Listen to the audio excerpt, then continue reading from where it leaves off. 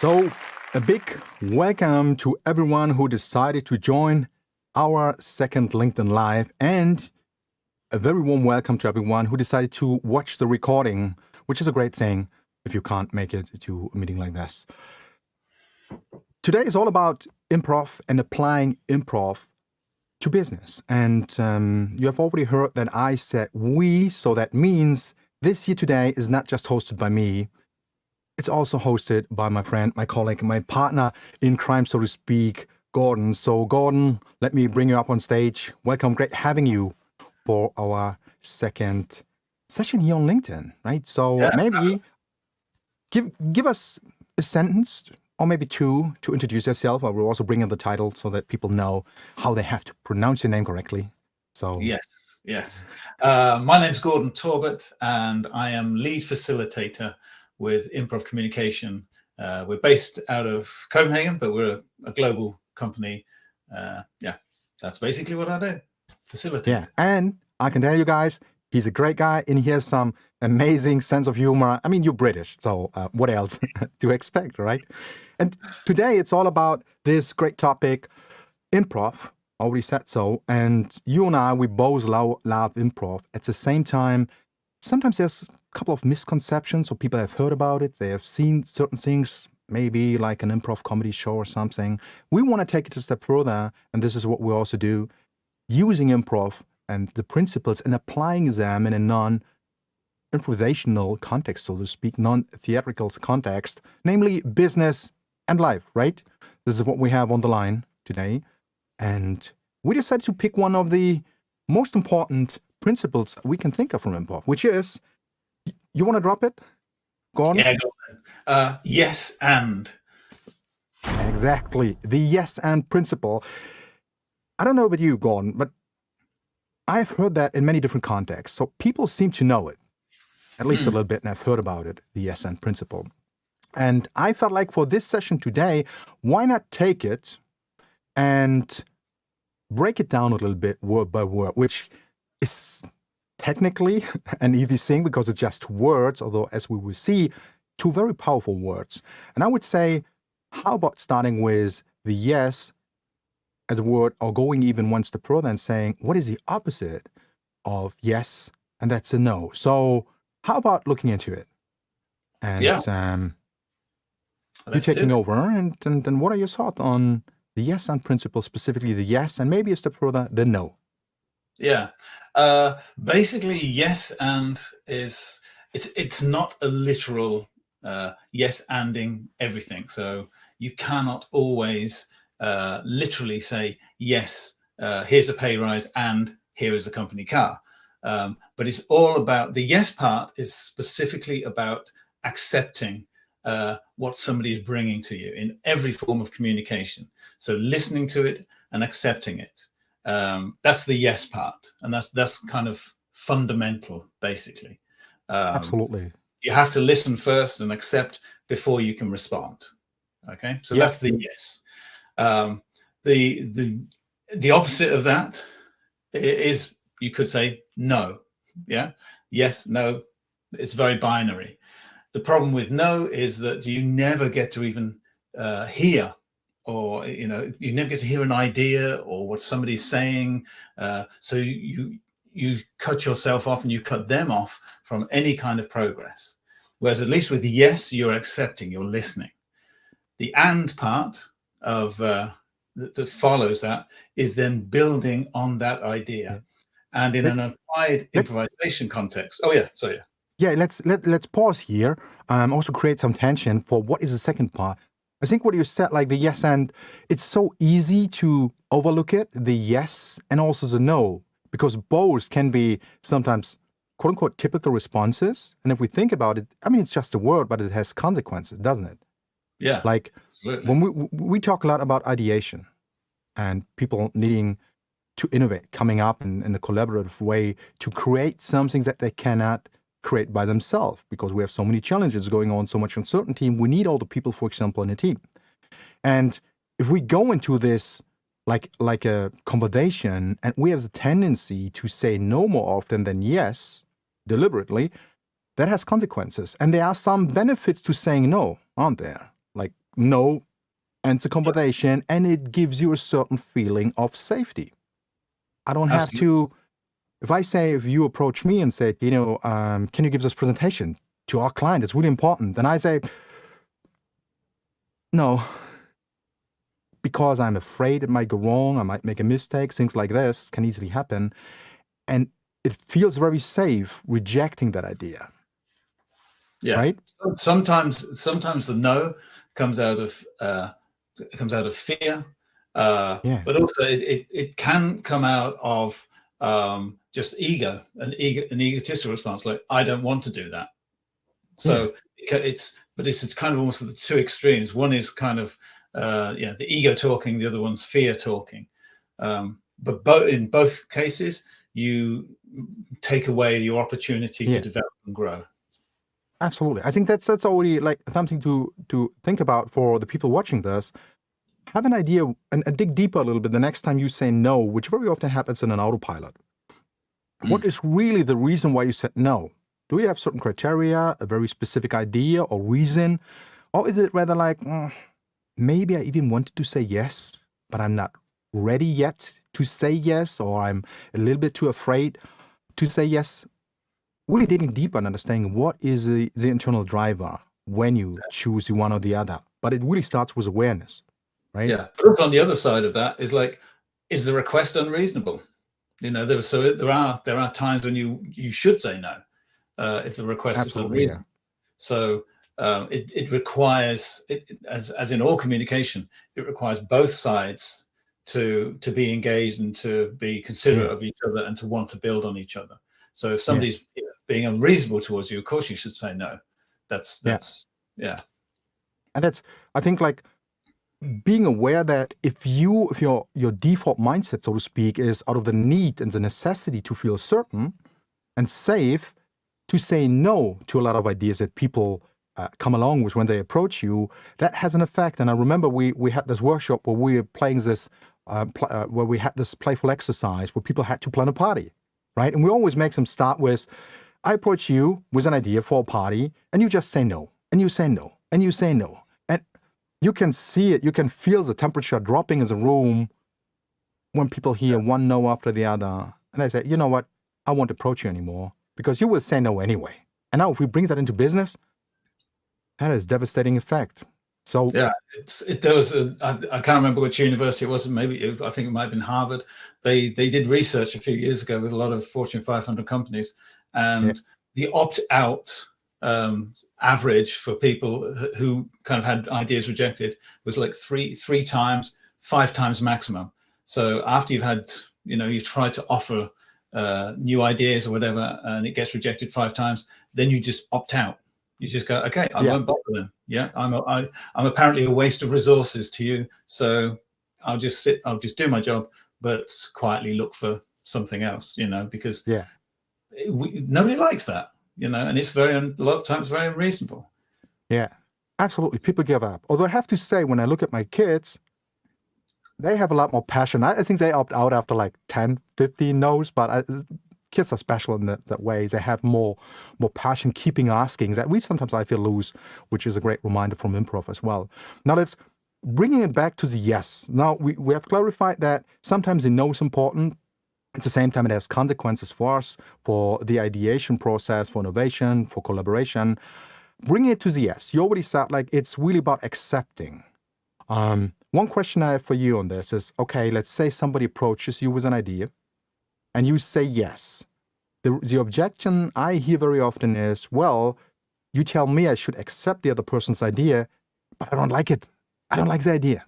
I think differently.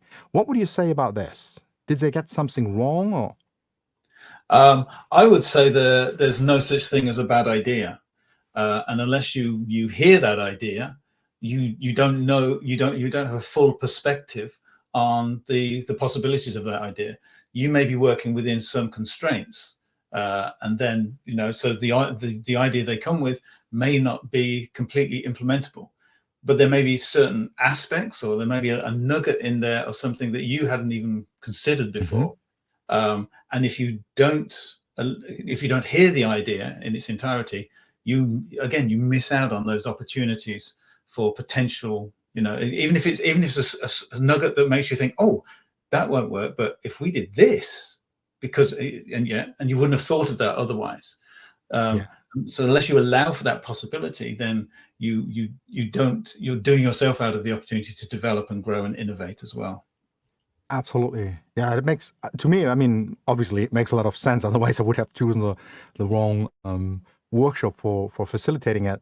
But I feel it makes so much sense, really, like clarifying that accepting doesn't mean I need to agree or be in love with your idea. Yeah. But your idea has a very important function as well, because it can trigger other ideas. And I feel like sometimes we will hear mediocre ideas. I mean, we drop ideas that, looking back, we say, well, that was pretty bad. That's okay, right? That is a risk that we need to take. If we want to come up with great ideas, we need to accept that sometimes we drop a couple of ideas that, looking back, no, that's fine, right? And if we think about how important it is for people to be accepted, to be listened to, that attitude towards other people becomes so important, doesn't it? Like, I accept whatever you bring to the table. Doesn't mean we have to execute it, but I accept it, I listen to it. And it's a great point you made already. Listening is so important. I listen to it, I accept it, and then let's move forward and see if we can implement it, if I can add to it, which brings us to the second part of the yes. So we had the no, we have the yes, and a better understanding why it's so important, accepting. And now what? Two things can happen. The but can happen. The yes, great idea, Gordon, but opposed to and. What would you say to that? What is the difference between yes and yes but? If you think about the formulation of yes but and the reasoning behind it, generally, again, it might be fear-based, but the issue with it is it is always looking for the negative in an idea. So you could, and going back to the planning a party idea, you could say, oh, let's have a party in an expensive nightclub. If the response to that is yes, but, that's going to be followed with yes, but how much is that going to cost? Yes, but it might be very difficult to book a nightclub on a certain night. Yes, but not everybody likes loud music. Yes, but are we going to put what about food? You don't get food in nightclubs. So it's very, you don't get a yes, but positive response. Yeah, absolutely. Like, and you can see it in people's face if you observe closely. The but really, like, always, no one goes happy when he or she hears a but. No. It's really like neglecting everything that was said before. Oh, I really like how you have moved this or helped moving this project forward. But, and then you see, like, okay, now, as you said, like, something quote unquote negative is coming. I very often feel we are shifting towards a problem.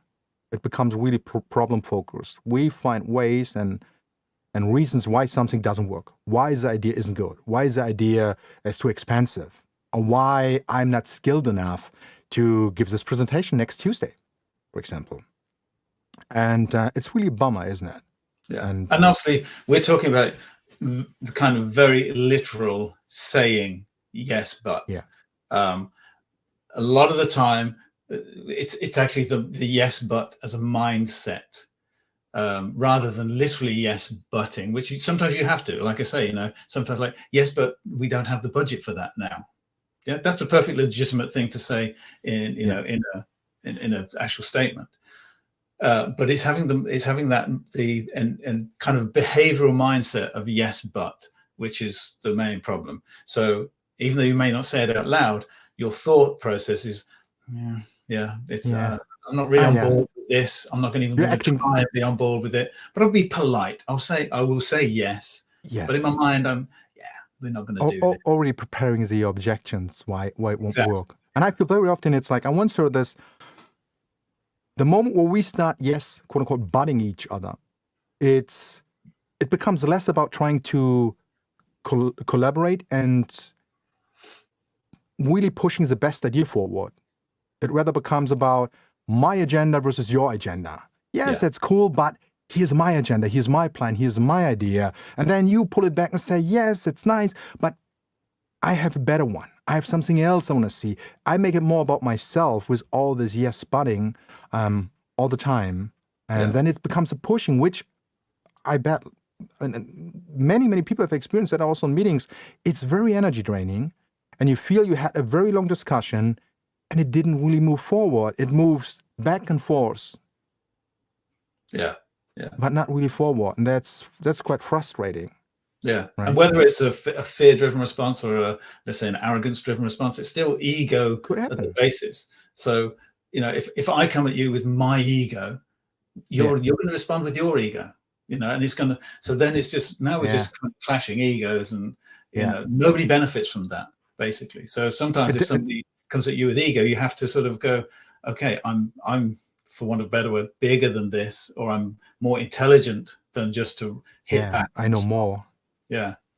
So I think that's also a very good advice. Also, like, for everyone, ourselves included, in those moments, say, I want to jump in and say something. What speaks against it? Just saying, okay, let's replace it with a yes and, as we're going to talk about in a second, and observe yourself. What are the moments on a daily basis where you catch yourself saying but, or where you listen to something else, somebody else saying but in a meeting, and then see how it moves or doesn't move the conversation forward, and really focus on it. You will see that it's very, very energy draining consciously, and that might also motivate people to change it. And instead of the but, make it more about the idea, and you already said that, adding an end, right? Yes, and you said, and I think that's a great opportunity to explain it a little bit more in detail. When we say yes followed by the end, what's the idea behind it, and what happens based on your experience? Yeah, basically, the and is giving back. The and is adding to and building on. As I gave in the example, it's sometimes it's very difficult to do it literally. Company car and a pay raise. Yeah, that's very difficult to do. But it's going into every communication with the desire and the want to build on whatever comes at you with the best intentions, basically. And you always have to assume that if anybody comes to you with a comment or a complaint or whatever, it's with their best intentions, because it very rarely happens that you have somebody in a company who comes at you with an idea deliberately to undermine the company. Why would they do that? That's very self-destructive. So you have to assume best intentions. So when that happens, then it's only the respectful thing to, first of all, listen and accept what they're coming to you with, and then trying to see how can we accommodate each other. The and is more about bringing you and me together. So how do we accommodate each other to make this happen as much as we can? Sometimes it's not always possible to completely fulfill somebody's idea. But as we're saying, unless you hear that idea, unless you accept that idea, you will never know what you can build on, what is in that idea that you can actually, start to go, wow, this is a step forward. This is taking us somewhere. Yeah. I really like how you pointed out this. Listening and observation is so critical, because if I'm honestly trying to build up on what you have said, I need to listen. You don't need to listen technically. If your plan is to just push your own agenda, I appear like I'm listening, but I already have all the objections in mind. And for me, it's just check marking, objection fired, number 1, number 2, number 3.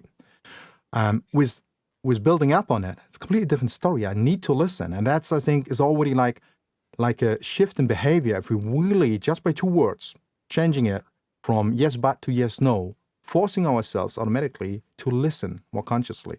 And remember one situation, it was like in some improv classes I took, and the trainer said something really interesting, and he said, well, don't play with yourself.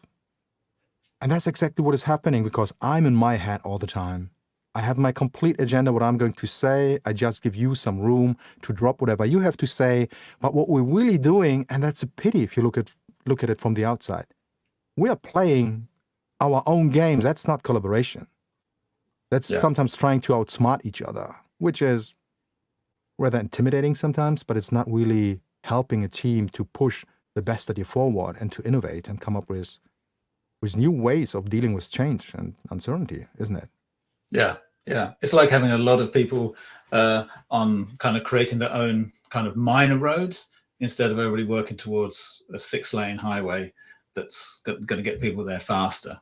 If you're all constantly fighting against each other, or maybe not even fighting against each other, but just not in communication with each other, that just slows down your efficiency. And so you need to have that yes and mentality in order to kind of listen and take on new ideas and perspectives in a non-judgmental fashion as well. To begin with, judgment should be the last thing that you do, basically. So you should first be willing to listen and accept, then try and build, and the judgment of any idea should be the final thing that you do. Yeah, I absolutely agree. And I feel like it already takes away so much pressure because, hey, I don't have to push my own agenda. I'm just here to listen with curiosity to what you have to say and look for ways and for points where I can build up on and create something that I couldn't create on my own, thanks to collaboration. So we find that the more you do that, the more people will come to you with ideas, and the more you can go to other people with ideas. You know, and not necessarily. We talk about a lot about ideas in terms of innovation, etc. But it's more about just the general atmosphere of a working environment where you feel that you can actually go to people and with anything, and they will listen, accept, and then try and help you or build with you rather than against you for their own benefit, kind of thing. And then the opposite happens, right? Opposed to approaching someone that is always saying no, or a person, maybe even worse to a certain extent, that is yes butting, and you feel, well, if I go to this door, approaching that person for some advice or sharing an idea, I'm afraid of feeling I have to defend myself, my idea, and it becomes again a battle of agendas. So I don't rather approach this person in the first place, while yes and, as you described so well, attracts the opposite. Suddenly people will approach you because they know you're not judging the idea right away. You are listening and looking for the solutions that can be created, building up on that idea. So that being said, I feel like we had a couple of I feel like good reasons why it's worth listening to in what situations do I say no? When do I say yes followed by a but, even if it's just a mental but? And digging deeper, what is it that drives me here? And then consciously trying out replacing it with yes and see how it feels, how it changes the energy, how it changes the art we communicate with each other, and how it, as a result, changes the outcome as well. So that's our invitation to everyone watching this video today, or whenever you watch this video, and give it a try. And if you want to experience that in a playful way, you can already see I've brought it in. We offer some free taster sessions where you can jump into applied improv and see how it feels, what you can learn by short rounds of reflection and take it and apply it in your business life. But I think we can both agree also in life, right? And see how that creates a positive domino effect on your way of connecting to people, communicating with people, and collaborating with people. So if you guys want to try it out, go on that website, showing the link. I will show another one or we show the same full screen in a second. And I would say, given time, Gordon, that ends our second LinkedIn Live. It was, as always, a pleasure having you. Thank you very much. You have the last words to our viewers. I already say goodbye. I'm looking forward to the third LinkedIn, which the topic needs to be decided. We are open for suggestions, of course. Otherwise, we bring some ourselves. So, Gordon, last words coming from you. I'd just say, everybody just keep yes-anding, keep listening, keep accepting, keep building. It'll completely change your world. Bye for now. Wonderful last words.